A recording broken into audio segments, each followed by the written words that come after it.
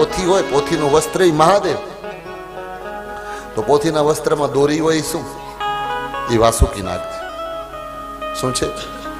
વાસુકી નાગ. એટલે જ કોઈ પણ શાસ્ત્ર વસ્ત્ર વગર ન હોવું જોઈએ. શિવ છે ને એનું વસ્ત્ર છે.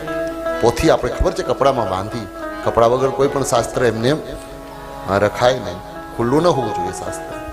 એને પછી શિવથી આચ્છાદિત કરવાનું છે અને એની દોરી હોવી જોઈએ ઉપર.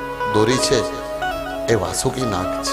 ઘણાને કાળ સર્પ દોષ હોય તો કે સર્પ નાગ ચડાવવા માટે ક્યાંય થાય તો ખાલી ઓલી પોથીનું કપડું અને ઉપર એક દોરી બાઈ હોય. શિવજીને આપણા શાસ્ત્રમાં વ્યવસ્થા તો જુઓ કેટલી આપી છે. કાંઈ નહીં, ગરીબ માણસ હોય દરજી પાસે જાય ને કે ભાઈ તારી પાસે બચેલું કપડું હોય 1 મીટર, તો પોથીનું કપડું સીવી આપે અને એમાં ઓલી દોરી ડિઝાઇન વાળી બનાવે. ઘણા બહુ સરસ બનાવે.